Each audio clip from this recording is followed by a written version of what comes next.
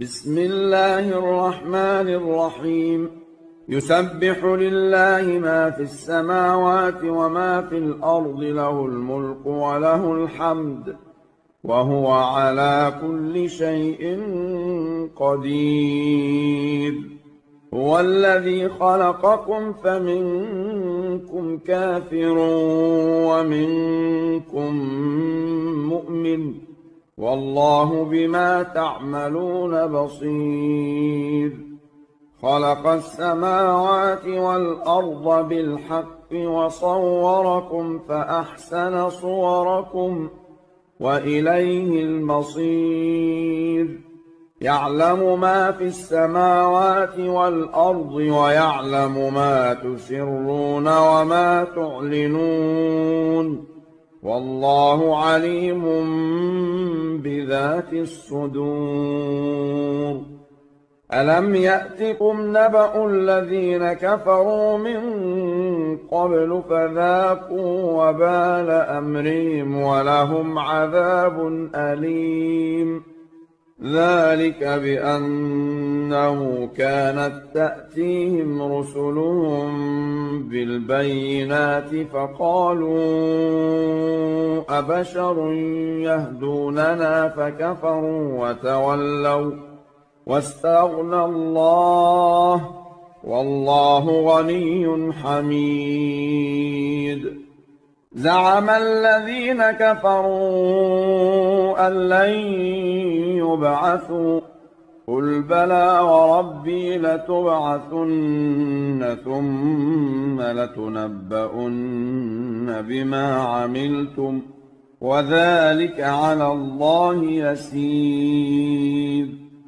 فآمنوا بالله ورسوله والنور الذي أنزلنا، والله بما تعملون خبير.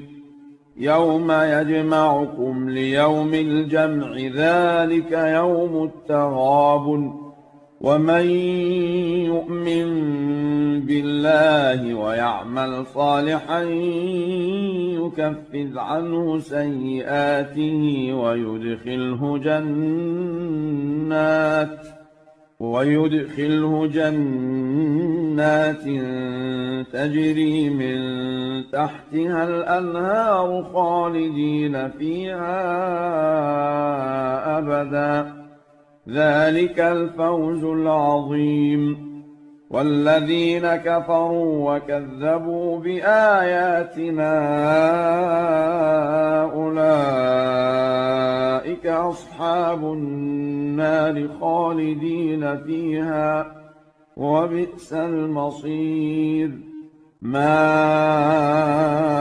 أصاب من مصيبة إلا بإذن الله، ومن يؤمن بالله يهد قلبه، والله بكل شيء عليم. وأطيعوا الله وأطيعوا الرسول، فإن توليتم فإنما على رسولنا البلاغ المبين. الله لا إله إلا هو، وعلى الله فليتوكل المؤمنون. يا أيها الذين آمنوا إن من أزواجكم وأولادكم عدوا لكم فاحذروهم، وإن تعفوا وتصفحوا وتغفروا فإن الله غفور رحيم.